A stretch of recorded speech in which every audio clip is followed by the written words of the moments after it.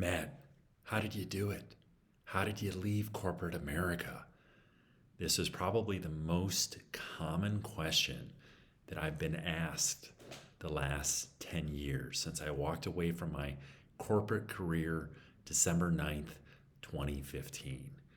Let's do our daily dose and deep dive today around how I left corporate America, how this might inspire you to make a bold move or change in your life, or how this could possibly help you recommit to the path that you're on right now and your service initiative, your career.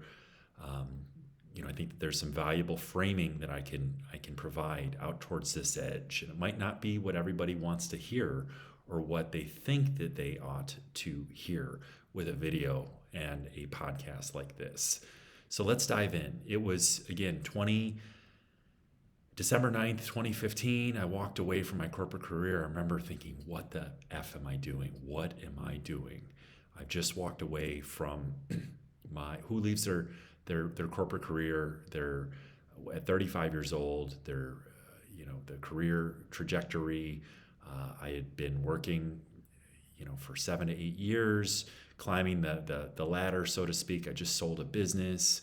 There was incredible growth opportunities for this national company, and I walked away. My soul wasn't for sale. And who does that? Who walks away? Who leave? With their biggest earning potential at 35 years old? Who decides to start over and takes 18 months for a healing journey? I did, and I was kind of forced to. I had so much pain in my nervous system. I was burnt out. I'm sensitive. I was feeling a lot of the intensity, the polarization, the fractured attention, this kind of lurking that I think that many of us feel right now. Whether we're waking up to, I think it's mostly tech driven. That a lot of our mental health challenges and a lot of our struggles happen with the ubiquity of social media, and that's been pretty much established at around 2012 to 2015. And while we live in this globally connected, this wonderful world that we have, the global connection, and we have technology to connect us, we're impoverished with connection, like real connection. We've never been more connected, but we're impoverished when it comes to real connection. We're in a loneliness epidemic, a mental health crisis, suicide epidemic for our veterans, a suicide epidemic for men, I've heard, that are 4 times more likely to take their lives than women. I think the women are a little bit better with their emotions and able to be vulnerable and able to raise their hand and to get the help that they need. Many of my clients are powerful women that have I want my mushrooms. I want to feel good in my body, and I'm ready to put in this work to work on my mental health. And I'm more receptive to the meditation and the journaling and the spiritual practices, the daily discipline, and so on. So it was back in, upon leaving my corporate career. Yeah, I remember walking to the train that day, the L in Chicago, thinking again, what the heck did I just do? I was flying to Denver to go meet a romantic date, and it was just, I was just kind of numb. Actually, I wasn't super excited. I was just, the whole thing had just beaten me up so thoroughly. And I was going to spend time with a friend and to start this journey. And 3 weeks later, I would be leaving to Costa Rica with a one-way ticket.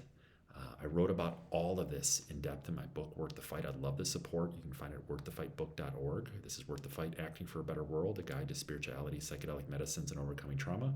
We're making a strong push here. This is the 7th year anniversary. I wrote and released it on Valentine's Day of 2019. And I'm going to put out 7 strong posts here and shares and videos around insights related to Worth the Fight, and with earnest hopes and intentions that we can get this message of hope and healing out to our world, to our nation, to our global human family, Again, we're in a time, a perilous time, a meta crisis where we're struggling with mental health, we're struggling with polarization, we're struggling with the climate crisis, we're struggling with the AI, the uncertainty of AI. There's just so much social injustice, all the toxicity in our food. The list goes on and on. And I'm sure I missed and left something else that is really important out. But yeah, we've got problems, and I think that psychedelics can help, and they can help us to error correct and to cultivate and raise the awareness that we need to have. And so again, when I first started this video, I'd said, hey, this is not an easy, quick fix. You just snap your fingers. There's a lot of energetic programs that hold people in place from making a move like this. And I had started to work through those energetic programs with psychedelics, with my meditation practice, with journaling, and to see clearly that we live in a free country, don't we? I just sold a business. I had hundreds of thousands of dollars in the bank. I had no significant other. I wasn't married with children. There was no reason for me to stay, or I didn't have to stay, I should say.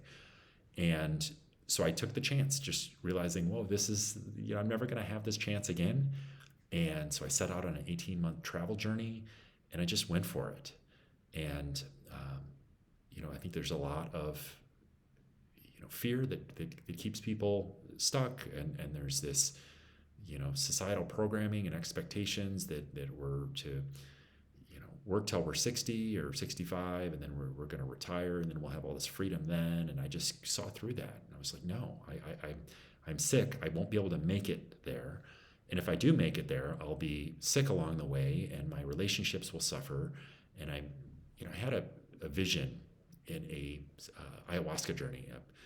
It is a visionary medicine. And I could see like the 55-year-old version of myself, sick, and that my children didn't talk to me, and I was unhealthy and probably divorced a few times by then. And it was, if I stayed on the path that I was on, that's what I was looking at. Or I could go down this other path, kind of the red pill of the matrix. I could go down this path of uncertainty, this path of awakening, the path of going all in on this human experience and opening myself up to all of these potential energies. I was safe when I was on the corporate ladder. And but as Brene Brown says, make sure your ladder's leaning against the right building, because my ladder, I was climbing the wrong ladder. I was sick. A lot of the people that I was climbing with were sick, and we were in pain, and it was just a money grab, and there wasn't any genuine, heartfelt service. There wasn't really, I've spent a lot of time on this. The work that I was doing in corporate America, running an e-discovery business. We had 25 employees, had maybe 3,000 square feet, 4,000 square feet. I think in my last office space on Wacker, we had 5,000 square feet of office space, and a bunch of these copiers and scanners. But I wasn't providing a service that was helping our collective evolution. Yeah, I loved my team, I loved my clients, but there was no way that I could spin it that I was doing something good for humanity. And that was a tough realization. That was a tough, and I know we do what we have to do, but for me, I was like, I can recreate myself. I can go and dive into this path and figure out a way to be of service and to find a way to help people, knowing that I was really early on in this movement. It wasn't even really a movement back then. There was some studies from Johns Hopkins, and there was, the veteran organization, Veterans for Entheogenic Therapy, that I write about in Worth the Fight. That was one of the early movers. And this was kind of a new emerging phenomenon in our culture. And I felt with every fiber of my being that this was worth pursuing and going all in on and doing whatever I needed to do. But this is not going to be for everyone. I've gravitated towards and read a lot of Dr. Cal Newport. He's a computer scientist at Georgetown, at MIT, PhD. He writes a best-selling book every year. I just love the way he thinks. I've referenced his podcast, Deep Questions podcast. Highly recommended if you're looking for clarity and a sane, sober approach to AI or workplace efficiency. He does a wonderful, wonderful job. And I just, again, admire his work and the way he thinks.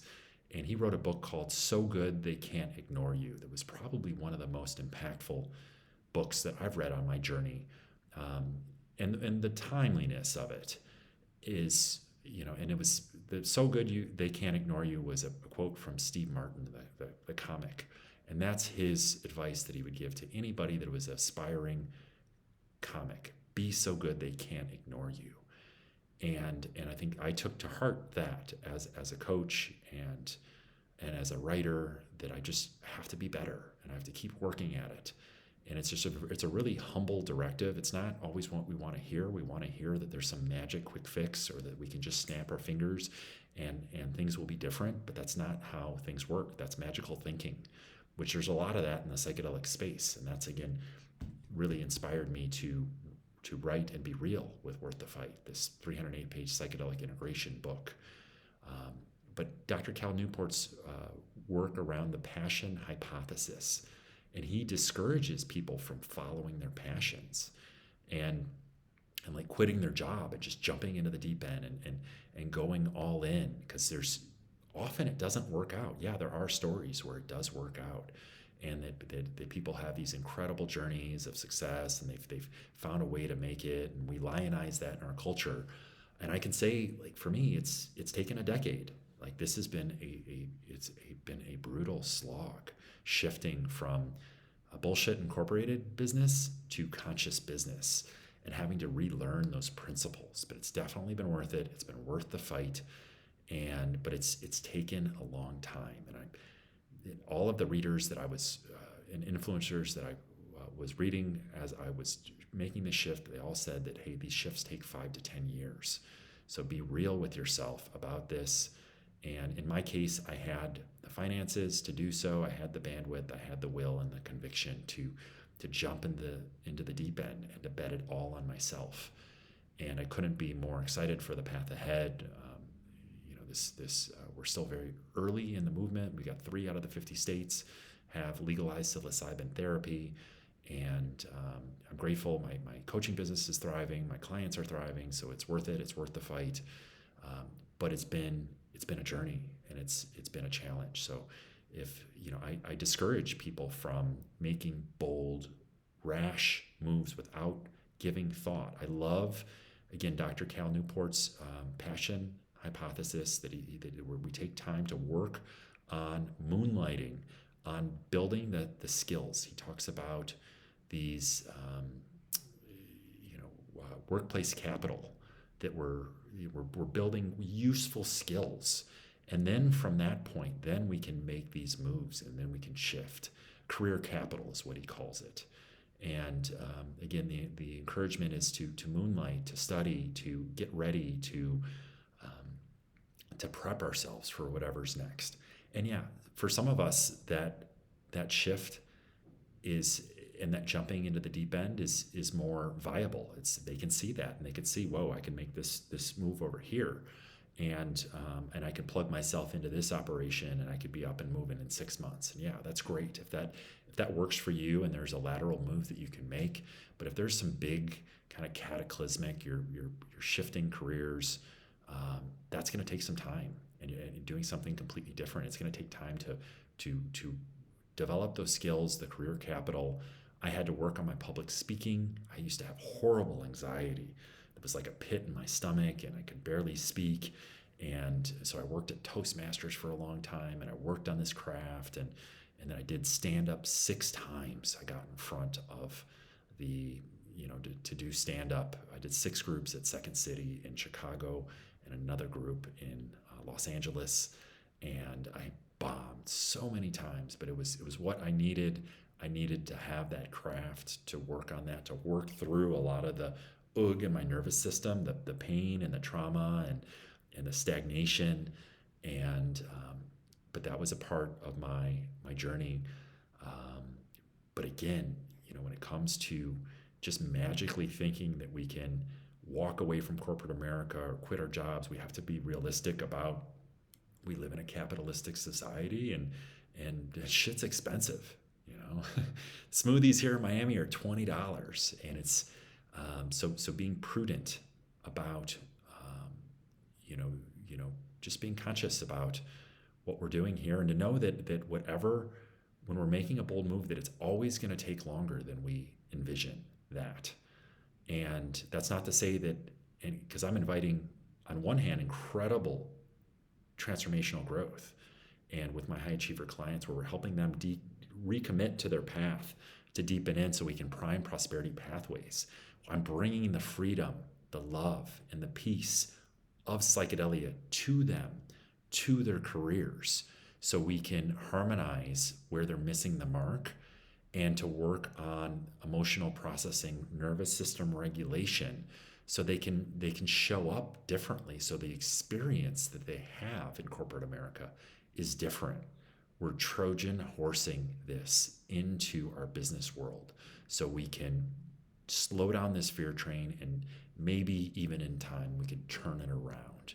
And we all know that the direction to which we're heading here in the West and the US is not sustainable. There's so much polarization. Eventually that rubber band might snap, and I don't know what that would look like. But I do know that we can, we can infiltrate the psychedelic principles of kindness, of collaboration, of unity, of conscious business, of doing things the right way into the business world, of processing our traumas, so we can be more present, so we can be more grounded, and again, have these collaborative conversations, so we can start to solve some of the challenges that we're struggling with collectively. So that's my earnest hope and prayer. So I do see that often, clients will come to me. Sometimes they come to me and they know that they are on the wrong ladder, and so I'm helping them get off of that ladder onto the right ladder, so they can start making that climb, so we can make those adjustments. That does happen. There are cases, but there are cases where people are on the right ladder, and now we're just like implementing these principles in their life.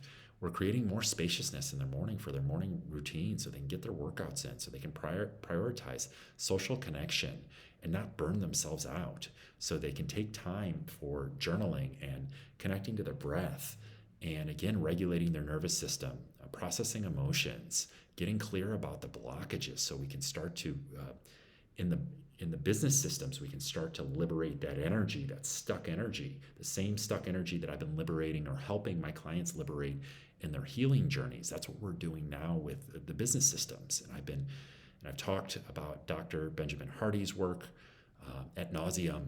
I've been so gripped by the science of scaling and what they're doing at scaling.com, and their motto is they're 10xing business in 3 years or less. Like that is huge. And they're kind of open sourcing the way that they're doing things, and the science of scaling. The book is free on Audible podcasts, and their second book, Time is a Tool, which is a powerful reframe of time. This is the most profound way of looking and shifting our frame around time. And so again, they're consistently seeing these businesses 10x and 100x. I've seen it in my coaching. I've talked about my client Jerry, who had a 100x return. And that I just talked to him the other day. Another big contract came in, so that 100x return might even be greater now, and the benefits have held. And I've had another client last year, 30x return on our work together. He's a realtor in the Northeast, and there's just so much potential. I had a recent client here as a trader, 30 to 35% increase in his income in our 3 months together. We only worked together for 3 months. And so there's some pretty incredible opportunities here, again, to prime prosperity pathways. Got another high achiever client in Illinois right now who's absolutely crushing it. And she was crushing it before, but I think she's taking everything to another level and working less too. So I'm trying to infiltrate and understand Graham Cochran's work. I've been talking about him as well. And he's a coach that just wrote a book called The Effortless Business. So I'm going to be sharing more about those principles on future writings, future podcasts, future videos. as I think that that's really what this is about. This is about getting into flow, getting into being more in alignment, so we're getting more work done with the time that we do have, and so we're not burning ourselves out. And then we have more time for social connection, more time for self-love, self-care, for nervous system regulation, emotional processing. We're sleeping better at night. I'm sleeping 8 to 9 hours every single night, and many of my clients are as well. That's been a unforeseen benefit that I'd be a sleep specialist here, that many of my clients in our coaching improve their sleep by half an hour to an hour every night, or on average. And many of my clients, when they're coming to me, they're sleeping 6 to 7 hours. And then I'm hearing them in the sessions say, hey, yeah, I had an 8-hour sleep last night, 8.5 hours sleep. So I listen very closely to that and thinking, well, that wasn't how it was like when we first started working together. So these, we can harmonize our imbalances. That's really what the message is about. Worth the fight, that we can, with psychedelics, microdosing, macrodosing, and connecting to our breath, we can start to make some of these adjustments. So we can bring the party, we can bring the feel-good energy to our work, to our calling, to the work that we're doing right now, without necessarily having to quit and start all over anew. But again, there are going to be some people that say, I want to do what you're doing. I've had many of my clients want to go on to be coaches. So they're quitting their jobs, they're selling their companies, they're moving into the space, but they're doing so with a lot of intentionality, a lot of planning. Again, we're moonlighting, we're studying, we're taking courses, we're training. When I was doing this, I trained with Stephen Kotler, for the Flow for Writers workshop. I went to San Francisco and spent $3,000 to spend a weekend with Stephen Kotler. Akshay Nanavati, my mentor, who wrote the book Firvana, that was endorsed by His Holiness the Dalai Lama. I spent years working with Akshay. He was so gracious to mentor me. I did my yoga training in Guatemala, Lake Atitlan. Trained with Wim and his team, Wim Hof, in Poland, the Inner Fire Retreat. And that was one of the turning points on my journey in adopting this powerful breathing practice and learning how to safely engage the cold to elevate my energies, my focus, my motivation.